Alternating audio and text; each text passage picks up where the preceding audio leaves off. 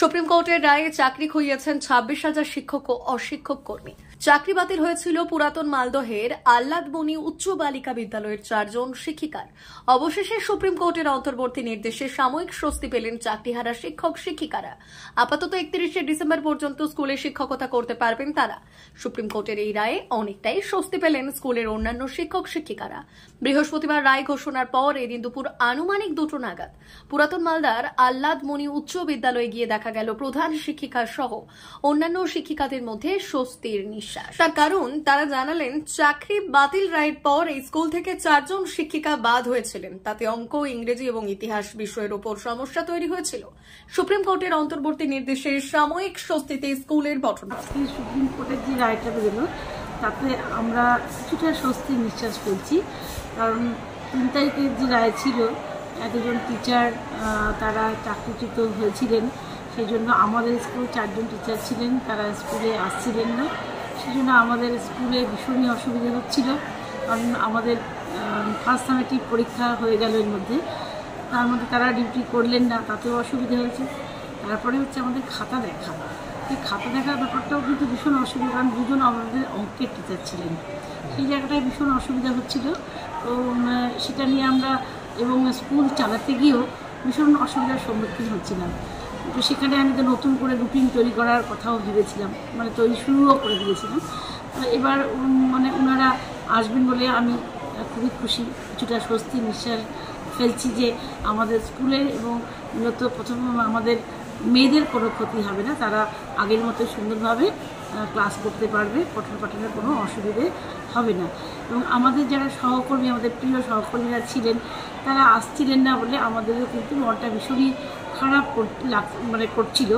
তো সেই জায়গাটায় তারা আসবেন এটা শুনেও আপাতত খুব ভালো লাগছে। যদিও আমাদের এটা 31শে ডিসেম্বর পর্যন্ত তারা আসতে পারবেন, তবুও কিছুটা সময় তারাও পেলেন যে নিজেদেরকে একটা গুছিয়ে নেওয়ার মতো করে। মানসিক যে হঠাৎ করে একটা মানসিক যন্ত্রণা তৈরি হয়েছিল, সেখান থেকে কিছুটা মুক্তি পাবে এবং তারা নিজেদেরকে পরবর্তী পরীক্ষার জন্য, পরবর্তী আগামী দিনে তারা কি করবেন সেই সম্পর্কে একটা পরিকল্পনা তারা করতে পারবেন। এটাও আমাদের ভালো লাগছে। এবং আমরাও যেটা আমাদের সুপ্রিম কোর্টের রায় অনুযায়ী যে 31শে ডিসেম্বরের মধ্যেই নিয়োগ প্রক্রিয়া শেষ করতে হবে বলেছেন, তাহলে আমরাও আশ্বস্ত হচ্ছি যে 31শে ডিসেম্বর পর্যন্ত এই টিচাররা থাকছেন। আর পরবর্তী কী হবে আমরা জানি না, কিন্তু যেহেতু নিয়োগ প্রক্রিয়া 31শে ডিসেম্বরের মধ্যে শেষ হবে, তাহলে আমরা টিচারের অভাব আমাদের স্কুলে কিন্তু হবে না, সেই জন্য আমরা আশ্বস্ত বোধ করছি। এই স্কুল কতজন শিক্ষিকা হয়েছিল? আমাদের 4 জন টিচার 16 সালে ছিলেন।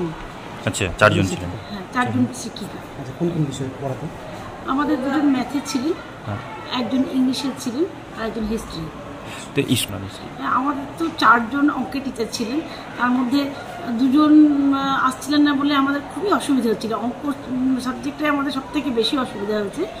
আর তার সাথে সাথে ইংলিশের একটু টিচারের সংখ্যা বেশি আছে বলে সেটাকে আমরা কোনো রকম সামাল দিয়ে তুলেছিলাম। আর হিস্ট্রিতেও আমাদের অসুবিধা হয়েছে। হ্যাঁ, মানে পরিস্থিতিটা খুবই খারাপ হয়েছে। মানে আমাদের মানসিকভাবে আমরা খুব বিধ্বস্ত হয়ে পড়েছিলাম। মানে আমাদের সহকর্মী তারা ছিলেন, আমাদের সঙ্গে এতদিন ধরে কাজ করেছেন, তারা যখন এই খবরটা পেলেন তারা তো কান্নাকাটি করছেন। তার সাথে সাথে তাদেরকে আমরা পাবো না বলে তাদের অনিশ্চিত ভবিষ্যতের দিকে তাকিয়ে আমরাও ভীষণ ভারাক্রান্ত, আমাদেরও খুব খারাপ লেগেছে। তার সাথে সাথে আমাদের স্কুলের যে অসুবিধাটা, সেটাও কিন্তু আমরা মানে ভীষণভাবে অসুবিধার সম্মুখীন হয়েছি। তাদের সাথে কি যোগাযোগ চলছিল মাঝে? তাদের সঙ্গে যোগাযোগ বলতে আমি তাদের সঙ্গে যোগাযোগ করেছি যে আমরা খাতাগুলো, যেহেতু তাদের 4 জনের অনেকগুলো খাতা ছিল, সেই খাতাগুলো আমরা অন্য টিচারদের কীভাবে দেব, বা সেই টিচার তারা এই খাতাগুলো দেখবেন কি না বা দেখতে পারবেন কি না, সেই সম্বন্ধে আমরা তাদের সঙ্গে কথা বলেছিলাম। সেই টিচাররা কিন্তু, আমরা তো তাদেরকে আর অর্ডার করতে পারি না, আমরা রিকোয়েস্টই করেছিলাম। তো তারা খাতা দেখে দেবেন বলেছিলেন, কিন্তু আমরা তবুও তাদেরকে খাতা পাঠাইনি, কিন্তু তারা বলেছিলেন দেখে দেবেন। আমার নাম সুস্মিতা দাস। মেদিনীপুর জেলার ফার্নিচার জগতের স্বনামধন্য প্রতিষ্ঠান দাস ফার্নিচার এখন আপনার শহর বেলদাতে। বিয়ে বাড়ি কিংবা বাড়ির সৌন্দর্য ফেরাতে আজই আসুন আমাদের মেগা শোরুমে। স্বপ্নের স্বাদ পূরণ করবে মেসার্স দাস ফার্নিচার, বেলদা কেশরী মোড়, হসপিটাল যাওয়ার রাস্তায়, বিএসএল অফিসের পাশে, পশ্চিম মেদিনীপুর। এখানে পাবেন নিজস্ব কারখানায় তৈরি সমস্ত প্রকার কাঠের ও স্টিলের ফার্নিচার।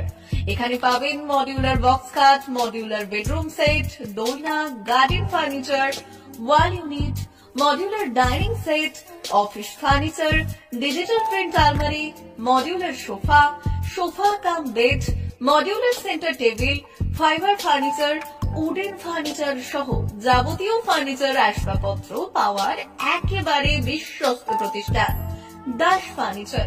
দাস ফার্নিচার এখন আপনার শহর বেলদাতে। আমাদের dealership Bharat side, Quanto furniture, Hasmukh furniture, smart furniture, supreme furniture, Kurlon mattress, century mattress, classic mattress ইত্যাদি। বিশেষ দ্রষ্টব্য, প্রোডাক্টের গুণগত মান ও দাম যাচাই করে মাল কিনুন। মেসার্স দাস ফার্নিচার, বেলদা কেশরী মোড়, রেলগেটের কাছে। বাড়ির সৌন্দর্য ফেরাতে আজই চলে আসুন দাস ফার্নিচারে, নিয়ে যান সুলভ মূল্যে যাবতীয় সামগ্রী। যোগাযোগ করুন 03229299933 অথবা 9933333062 অথবা 7001139426। আমাদের ঠিকানা বেলদা কেশরী মোড়, হসপিটাল যাওয়ার রাস্তায়, বিএসএল অফিসের পাশে, পশ্চিম মেদিনীপুর।